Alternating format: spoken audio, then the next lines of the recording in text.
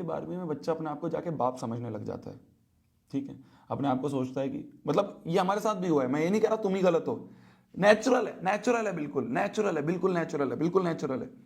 और यही सारी चीजें मैंने अनबर्बाद में लिखी है। मैं तुम्हें जो अनबर्बाद बुक है, वो लॉन्च का निमित्त ने नोटिफिकेशन लगा दिया क्या कमेंट सेक्शन में? हाँ लगा दिया, 10 तारीख को लॉन्च होगी बुक।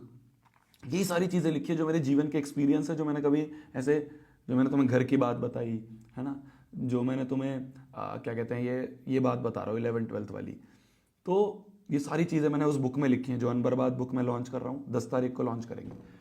तो पॉइंट इसकी 11वीं 12वीं में जाके बच्चा अपने आप को भगवान समझने लग जाता है। उसको लगता है कि माँ बाप से ज़्यादा मेरे को पता है, टीचरों से ज़्यादा मेरे को पता है, ठीक है, अलग अलग चीज़ों में, मतलब तुम्हें पता ही है वो सारी क्या गलत चीज़ें होती हैं जिसमें बच्चा फंस जाता है।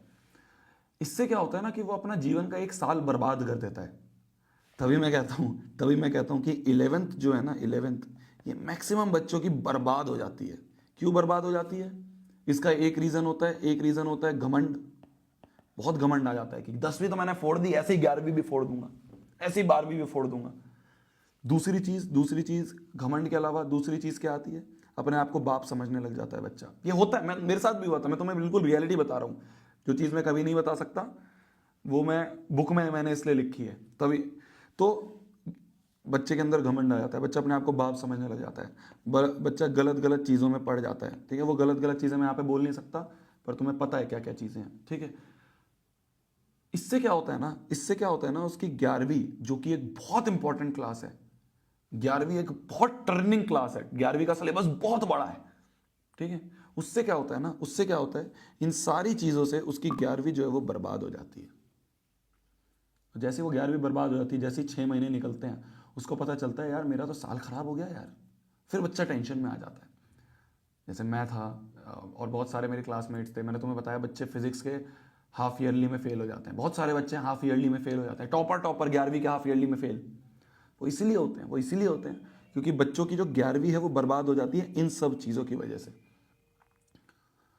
और मैंने बुक में यही लिखा है कि कैसे कैसे तुम इस बर्बाद को अनबर्बाद कर सकते हो। तो बुक का जो मतलब है वो यही है, तुम में से मैक्सिमम बच्चे पूछ रहे थे ना भैया अनबर्बाद का मतलब क्या है। अनबर्बाद का मतलब यही है कि बच्चे, और ये खाली 11वीं के बच्चे के लिए नहीं है, आजकल तो ऐसा 9वीं में भी हो रहा है, ऐसा तो आजकल 8वीं में भी हो रहा है, सारी क्लासेस में हो रहा है, खाली 11वीं में भी नहीं, 9वीं में बच्चा है, 10वीं में बच्चा है, तो ऑल क्लासेस का है।